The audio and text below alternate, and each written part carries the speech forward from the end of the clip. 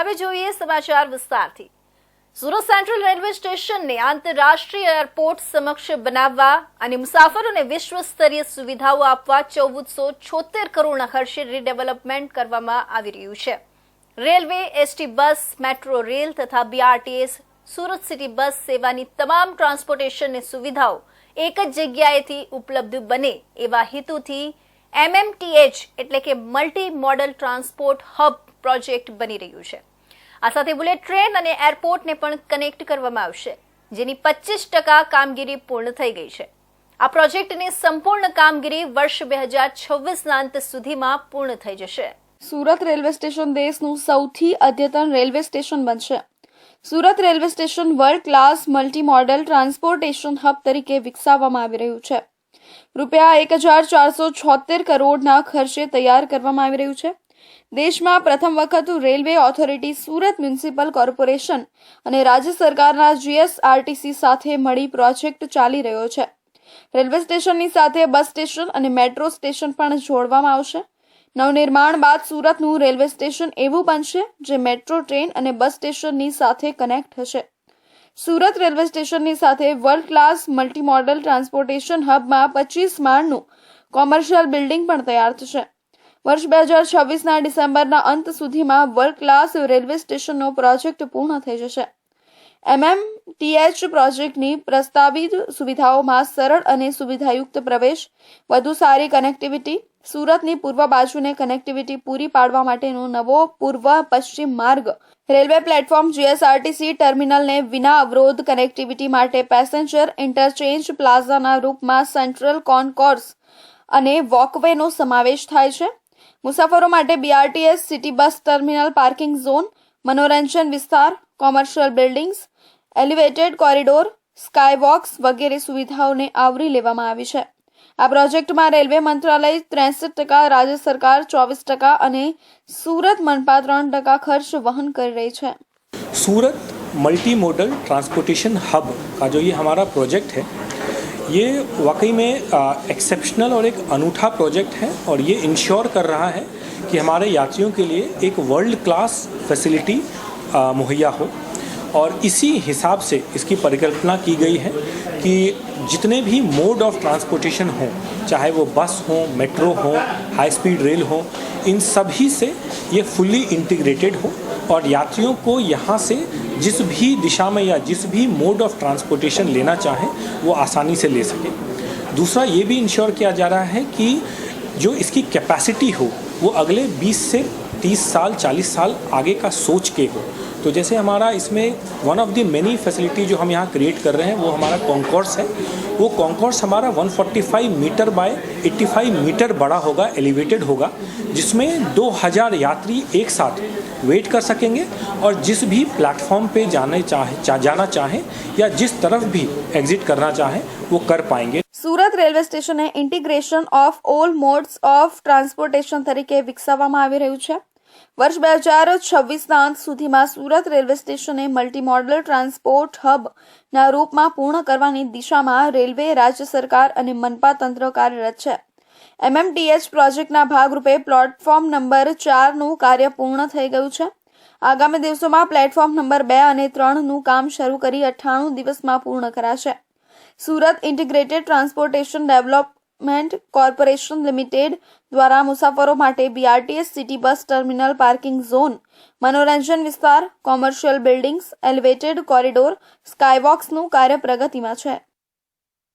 રાજ્યમાં દાદાઓ બનીને જાહેરમાં આતંક મચાવી લોકોને હેરાન કરતા અસામાજિક તત્વોનું પોલીસ એક બાદ એક સરઘસ કાઢી રહી છે। ચોકબજાર પોલીસ દ્વારા વધુ 2 આરોપીનું સરઘસ કાઢી 2 હાથ જોડાવી લોકો સામે લઈ જવામાં આવ્યા હતા।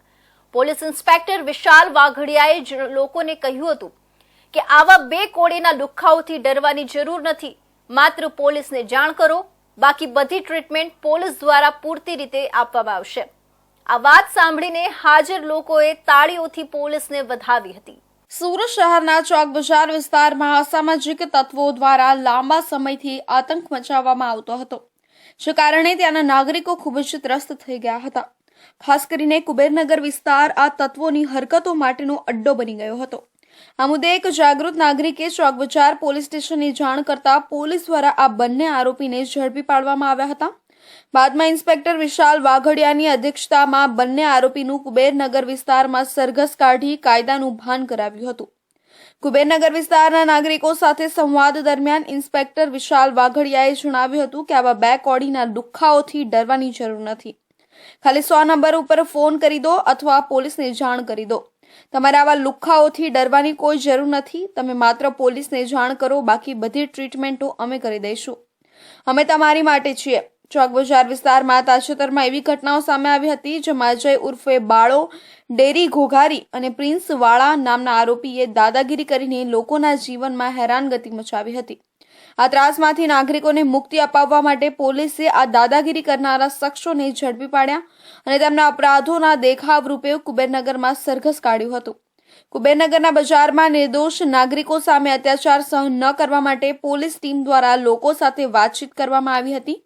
પોલીસે લોકોને ચેતવણી આપી કે જો કોઈ આ પ્રકારના અસામાજિક તત્વો દ્વારા ધમકાવવું કે ત્રાસ આપવામાં આવે તો તરત પોલીસનો સંપર્ક કરો. આ ઉક્તિએ નાગરિકો વચ્ચે આત્મવિશ્વાસનું શક્તિશાળી સંદેશાનું બીજ વાવ્યું. આ ખૂબ જ વિકસિત સોસાયટી અને પારસ માર્કેટ છે. આવા લુખાઓથી કોઈને ડરવાની જરૂર નથી. ખાલી 100 નંબર પર ફોન કરી દો, બીજી જ મિનિટે પોલીસ આવી જાય. આવા લુખાઓથી ડરવાની જરૂર પણ નથી. બરાબર? બાકી બધી ટ્રીટમેન્ટો અમે કરી દઈશું. ખાલી ઇન્ફોર્મ કરો, અમે તમારા માટે જ છીએ.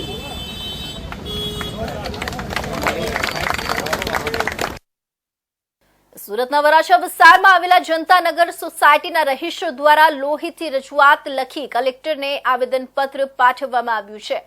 સોસાયટીમાં કોમર્શિયલ કામો થવાથી ત્યાં રહેતા લોકોએ આ મામલે અનેક વખત રજૂઆત કરી હતી, પરંતુ કોઈ નિરાકરણ ન આવતા સોસાયટીના રહીશો દ્વારા પોતાના લોહીથી કલેક્ટરને પત્ર લખી આવેદન આપ્યું છે અને આ મામલે કાયદેસરના પગલાં લેવામાં આવે તેવી માંગ કરવામાં આવી છે. સુરતના વરાછા વિસ્તારમાં આવેલા જનતાનગર સોસાયટીમાં કોમર્શિયલ કામો છેલ્લા ઘણા સમયથી શરૂ કરવામાં આવ્યા છે. રહેણાંક વિસ્તારમાં મશીનો મૂકી કામ કરવામાં આવી રહ્યું છે, જેને પગલે સ્થાનિકોએ વિરોધ નોંધાવ્યો હતો. સ્થાનિકોએ આ મામલે અનેકવાર રજૂઆત કરી હતી, પરંતુ કોઈ પણ રજૂઆત ધ્યાને લેવામાં આવી નથી. જેથી સોસાયટીના રહીશોએ કંટાળી પોતાના લોહીથી પત્ર લખ્યો છે અને સુરતના કલેક્ટરને આવેદનપત્ર આપી આ પત્ર તેમને મોકલ્યો છે અને કહ્યું છે કે જો 15 દિવસમાં અમારી રજૂઆતને ધ્યાને લઈ કોઈ નિર્ણય લેવામાં નહીં આવે તો અમે ગાંધી ચિંધ્યા માર્ગે આંદોલન કરીશું. વરાછા વિસ્તારમાં લંબેણમાં રોડ ઉપર જે જનતાનગર સોસાયટી ગરીબોના રહેવા માટે બનાવવામાં આવી છે, એસએમસીની પરમિશનને લઈને ટોટલી શરતોને ધ્યાનમાં રાખીને બાંધકામ કરવામાં આવ્યું છે અને ગરીબોને લોકોને ઘર માટે મંજૂરી આપવામાં આવી હતી અને તકવાદીઓએ તકનો લાભ લઈને અમુક ફ્લેટો કોમર્શિયલો કરી નાખેલા છે. જે અહીંયા આખી સોસાયટીમાં 755 ફ્લેટ છે, એમાંથી ઘણા ખરા ફ્લેટ જે કોમર્શિયલ કરી નાખવામાં આવ્યા છે. તેથી અમારી રહેવામાં મુશ્કેલી પડી રહી છે.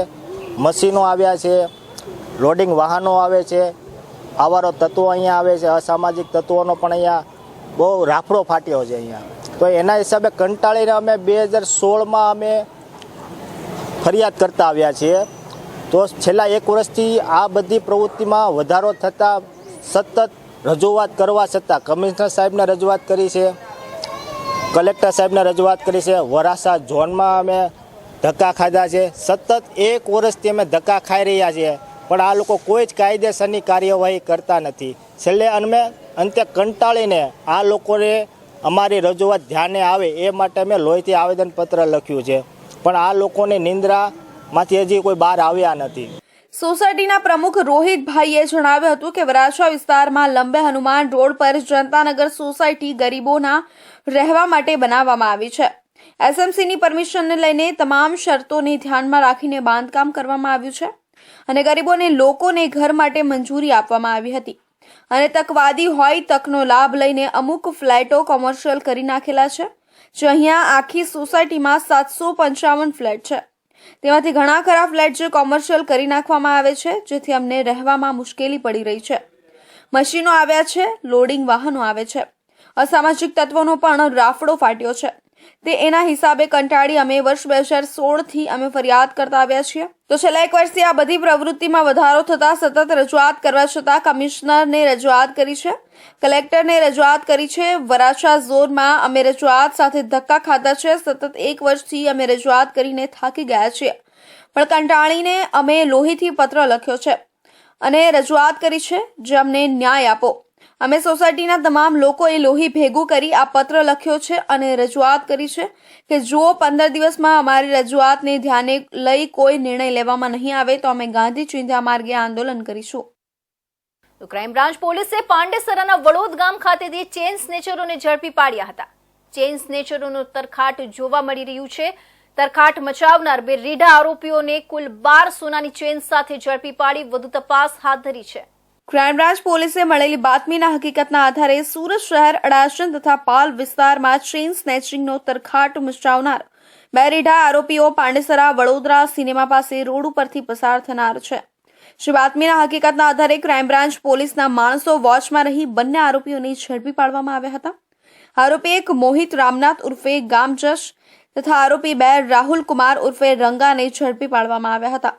આરોપીઓ પાસેથી ચોરેલી કુલ 12 ચેનો પોલીસે કબજે કરી અને આરોપીઓના પાસેથી ટોટલ મુદ્દામાલ 12,85,200 નો મુદ્દામાલ પોલીસે કબજે કર્યો છે. આરોપીઓની પૂછપરછમાં કરતા તેઓ જણાવેલું છે કે આરોપીઓ અડાજણ તથા પાલ વિસ્તારમાં એકલા જ હતા. મહિલાઓ તથા યુવાનોના ગળામાં સોનાની ચેનને પહેરેલા હોય તેવા લોકોને નિશાન કરતા હતા. આરોપીઓ વિરુદ્ધ સુરત શહેરના કુલ અલગ અલગ પોલીસ સ્ટેશનમાં 12 જેટલા ગુનાઓ નોંધાઈ ચૂક્યા છે.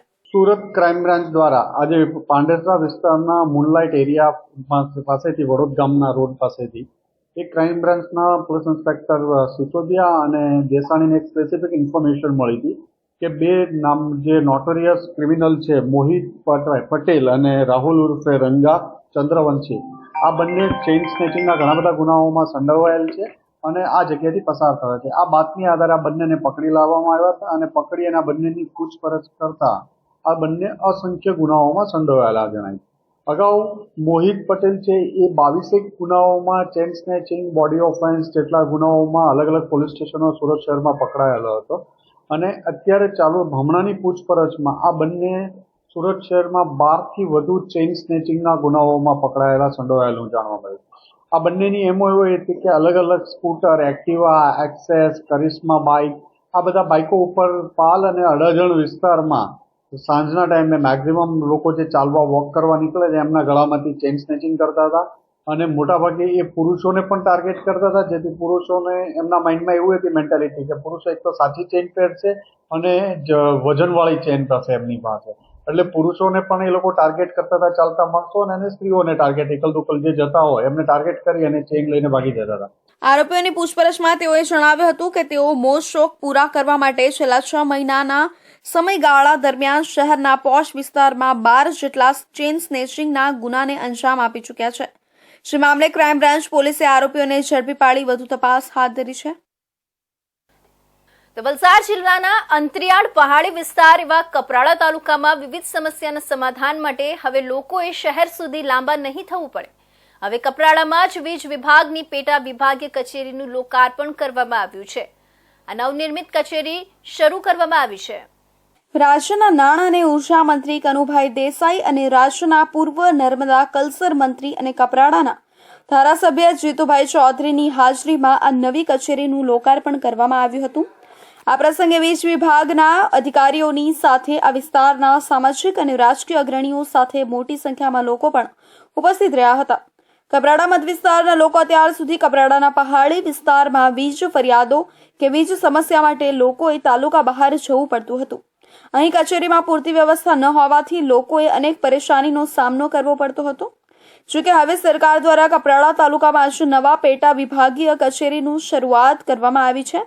આ કચેરીના નવા વિદ્યુત ભવનના લોકાર્પણ પ્રસંગે રાજ્યના ઉર્જા મંત્રીએ રાજ્યના નાણાં અને ઉર્જા મંત્રી કનુભાઈ દેસાઈએ ગુજરાત દ્વારા હાંસલ કરવામાં આવેલી ઉર્જા ક્ષેત્રની સિદ્ધિઓને લોકો સમક્ષ મૂકી હતી અને ખેડૂતોની સાથે ઘર વપરાશ અને ઉદ્યોગોને જરૂરી વીજ પુરવઠો પૂરું પાડવા સરકાર દ્વારા થયેલા પ્રયાસો અને સોલાર એનર્જી બાબતે સરકાર દ્વારા ચલાવવામાં આવેલી યોજના અંગે લોકોને માહિતગાર કર્યા હતા. સમગ્ર ગુજરાતમાં 2001થી માનનીય મોદીજી જ્યારે મુખ્યમંત્રી હતા ત્યારથી એમણે ગુજરાતના વીજ સુધારાઓ જે શરૂ કર્યા અને 2014માં કેન્દ્રમાં ગયા પછી પણ એમણે વીજ ક્ષેત્રે અનેક વીજ સુધારાઓ કર્યા છે. એના ભાગરૂપે દરેક વિસ્તાર સોલાર ઉર્જાથી કે પવન ઉર્જાથી વીજળી પ્રાપ્ત કરે એ માટેના સમગ્ર વિશ્વમાં પ્રયત્નો થયા છે. તેમાં આજે સમગ્ર ભારત નંબર 1 ઉપર બિરાજે છે અને તે સમયે કપરાડા જેવા કુદરતી સૌંદર્યથી ભરેલા વિસ્તારમાં વીજળી માટેની જે ઓફિસ શરૂ કરવામાં આવી એમાં આ વિસ્તારના લોકપ્રિય ધારાસભ્ય જીતુભાઈ, પ્રોબેશનરી કલેક્ટર પ્રસન્નજીત કૌલ અને આ વિસ્તારના અનેક લોકો જોડાયા. જે રીતે ગુજરાત સરકાર માનનીય મુખ્યમંત્રી શ્રી ભૂપેન્દ્રભાઈની આગેવાની હેઠળ વીજ ક્ષેત્રે જે સમગ્ર ભારતમાં નંબર 1નું સ્થાન ધરાવે છે. પવન ઉર્જા, સોલાર ઉર્જા અને સાથે સાથે આપણે ખેતીવાડી કનેક્શન હોય કે દિવસે વીજળી આપવાની હોય, સમગ્ર ગુજરાતમાં આજે 95% ગામોમાં દિવસે વીજળી આપવાની શરૂઆત થઈ છે. એના લીધે ખેડૂતોને જે પશુઓથી જાનહાનિ થતી હતી એ પણ બંધ થઈ છે અને ખેડૂતો પાણીનો બગાડ થતો પણ અટકાવી શક્યા છે. હજુ આગામી સમયમાં પણ ગુજરાત સમગ્ર દેશમાં વીજ ક્ષેત્રે અનેક સિદ્ધિઓ હાંસલ કરશે તેવું પણ રાજ્યના ઉર્જા મંત્રીએ જણાવ્યું હતું. તો જીતુભાઈ ચૌધરીએ પણ પોતાના મત વિસ્તારમાં લોકોની સુવિધા માટે વીજ વિભાગની શરૂ થયેલી આ નવી કચેરીના નવા ભવનનો હવે આગામી સમયમાં વિભાગમાં પ્રશ્નો સરળતાથી વહેલી તકે ઉકેલ આવશે તેવો આશાવાદ વ્યક્ત કર્યો હતો. સુરતના હાર્દ સમાન ભાગળ વિસ્તારમાં જે રીતે મેટ્રોની કામગીરી ચાલી રહી છે તેને કારણે છેલ્લા ઘણા સમયથી વેપારીઓ ભારે મુશ્કેલીમાં મુકાયા છે. ભાગળ વિસ્તારના એક તરફના વેપારીઓ દ્વારા તાજેતરમાં જ વિરોધ નોંધાયા બાદ હવે આર્યમન આર્કેડના વેપારીઓ પણ લડત ઉપાડી રહ્યા છે. વેપારીઓએ ચીમકી આપી છે કે જ્યાં સુધી મેટ્રો અમારી માંગણી પૂરી નહીં કરે ત્યાં સુધી હોસ્પિટલ પાસેની કામગીરી આગળ ચલાવવા દઈશું નહીં.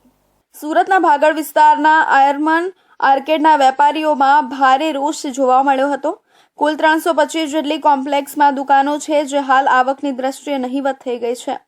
મેટ્રોની કામગીરીના કારણે લોકો ત્યાં ગ્રાહક તરીકે પ્રવેશી શકતા નથી, જેને કારણે આર્થિક મોટું નુકસાન છેલ્લા ઘણા સમયથી સહન કરી રહ્યા છે. વેપારીઓ એકત્રિત થઈને મેટ્રોની જે કામગીરી ચાલી રહી હતી તે કામગીરી જ બંધ કરાવી દીધી હતી અને તેમના માણસોને પણ કામ બંધ કરીને બાજુ ઉપર જતું રહેવા માટે કહી દેવાયું હતું, જેથી મેટ્રોની કામગીરી બપોર બાદ બંધ કરી દેવામાં આવી હતી.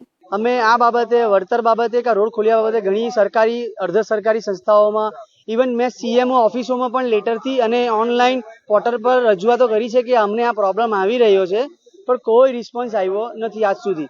વારંવાર અમને એટલું કહેવામાં આવ્યું છે કે તમારું કામ ચાલુ છે, તમારું કામ ચાલુ છે. આજે 20 મહિના થઈ ગયા એ વાતોને. હવે વેપારીઓની ધીરજ ખૂટી રહી છે, એટલે અમારે આ આખરે પગલું લેવું પડ્યું.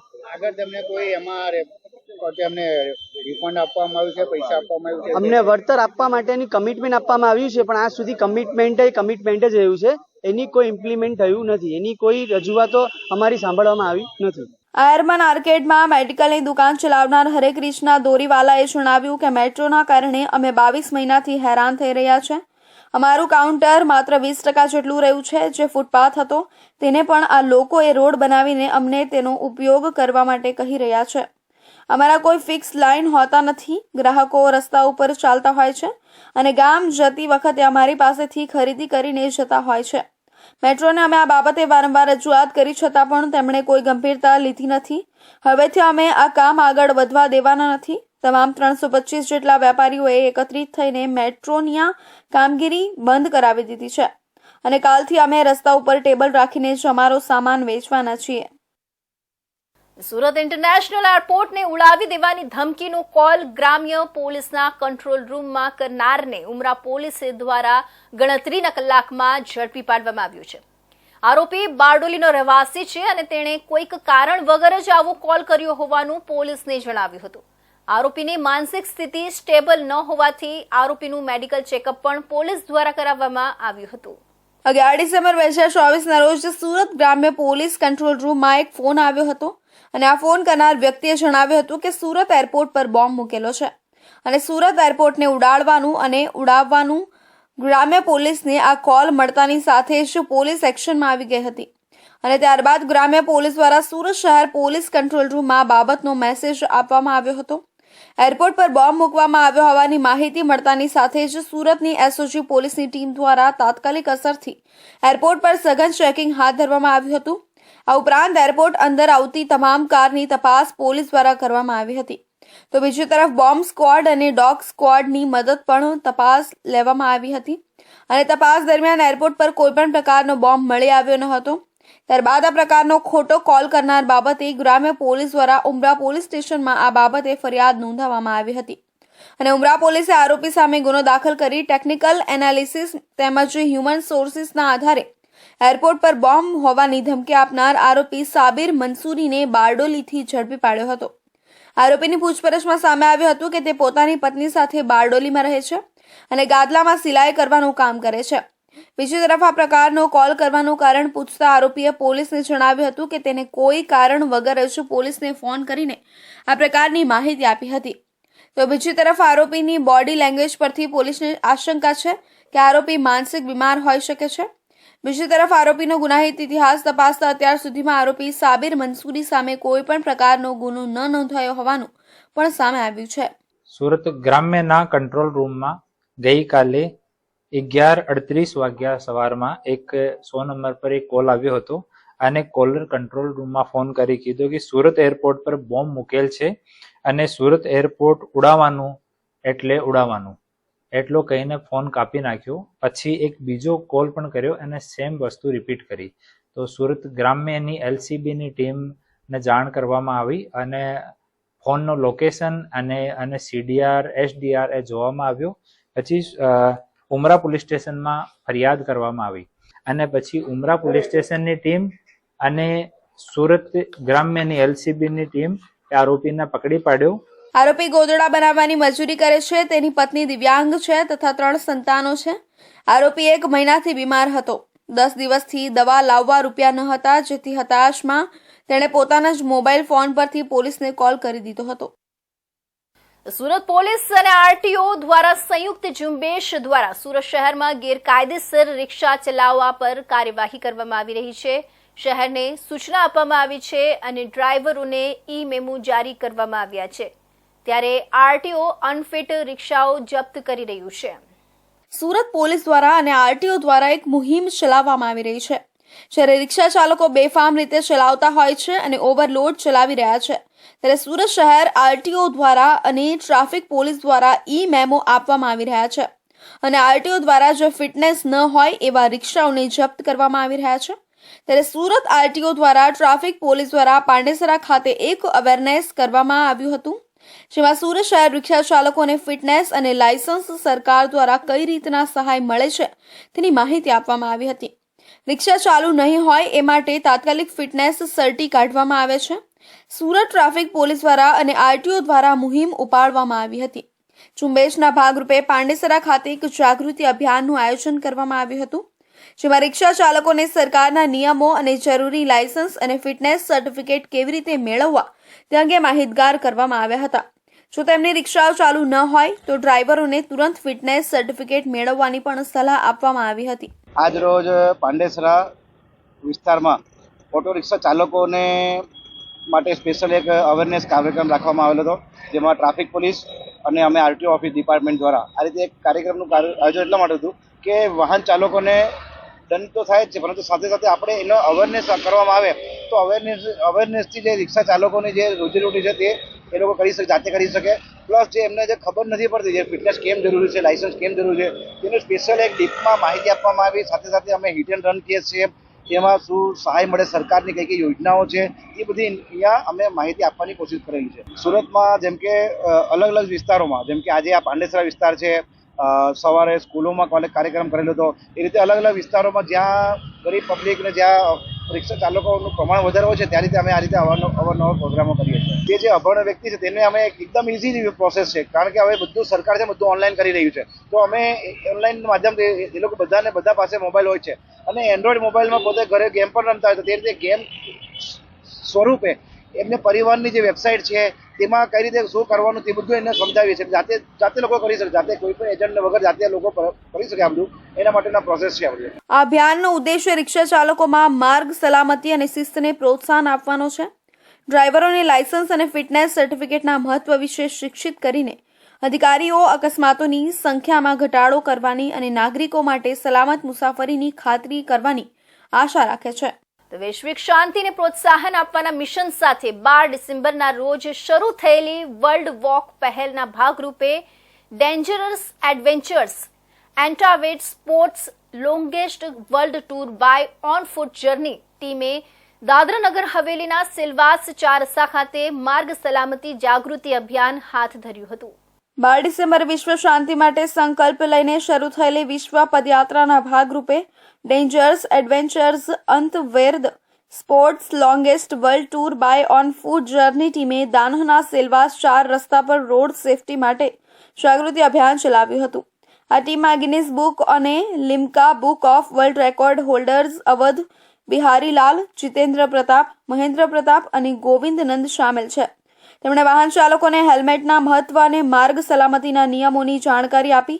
આ પદયાત્રા દ્વારા ટીમે અત્યાર સુધી વિશ્વના 11 દેશોમાં 4,48,000 કિલોમીટર યાત્રા પૂર્ણ કરી છે અને 14 કરોડ 50 લાખ વૃક્ષારોપણ કરીને પર્યાવરણ માટે મહત્વનું યોગદાન આપ્યું છે. તેઓ દ્વારા દાદરા અને નગર હવેલીમાં 11 ડિસેમ્બરથી 13 ડિસેમ્બર 2024 દરમિયાન રથયાત્રા અને વિશ્વ શાંતિ પદયાત્રા માટે વિશેષ કાર્યક્રમોનું આયોજન કરાયું હતું. लोग 2001 से इस यात्रा को कर रहे हैं ऑलरेडी और अभी तक भारत के 600 जिले और विश्व के 11 देश हम लोग कवर अप करते हुए गुजरात की यात्रा करने के बाद आज दादरा नगर हवेली में पहुंचे हैं. सड़क सुरक्षा जीवन रक्षा को लेकर के हम लोग लगातार कार्य कर रहे हैं. लोगों को रोक के समझाते हैं कि कृपया करके अपने सिर का ताज हेलमेट जरूर पहने. सड़क सुरक्षा जीवन रक्षा से संबंधित जो भी ट्रैफिक रूल एंड रेगुलेशन है उसको फॉलो करते चलें.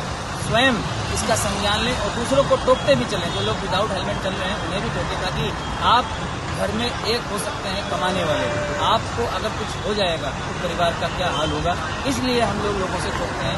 बच्चे विदाउट हेलमेट चलते हैं उन्हें भी रोक करके समझाने का कार्य कर रहे हैं. स्कूलों में, कॉलेजों में, गाँवों में जाकर के लोगों को समझाने का कार्य कर रहे हैं. एक वाहन खरीदने पर 5 पौधे रोपित किए जाएं क्योंकि वाहनों से सबसे ज्यादा प्रदूषण निकलता है, उसे रोका जाए. और ग्लेशियर हमारा पिघल रहा है, वातावरण प्रदूषित हो रहा है. इसलिए हम लोग अपील लोगों से करते हैं कि कृपया करके जब भी नया वाहन खरीदें तो 5 पौधे लगाते चलें. गिनीज बुक અને Limca book of world record ધારકો અવધ બિહારીલાલ, જીતેન્દ્ર પ્રતાપ, મહેન્દ્ર પ્રતાપ અને ગોવિંદ નંદનો સમાવેશ કરતી ટીમે હેલ્મેટ પહેરવાના મહત્વ પર ભાર મૂક્યો હતો અને વાહન ચાલકોને માર્ગ સલામતીના નિયમોનું પાલન કર્યું હતું. ઉલ્લેખનીય છે કે ટીમે 145 મિલિયન વૃક્ષો વાવીને પર્યાવરણ સંરક્ષણને પ્રોત્સાહન આપતા 11 દેશોમાં 4,48,000 કિલોમીટરની પ્રભાવશાળી યાત્રા પૂર્ણ કરી છે. તેમણે આગામી કાર્યક્રમોમાં દાદરા અને નગર હવેલીમાં રથયાત્રા અને વિશ્વ શાંતિ પદયાત્રા માટેના વિશેષ કાર્યક્રમો કર્યા હતા. તો આ હતા સુરત બુલેટિનના મહત્વના સમાચાર. નવા સમાચાર સાથે ફરી મળીશું. ત્યાં સુધી જોતા રહેજો ઇન્ડિયા ન્યૂઝ ગુજરાત.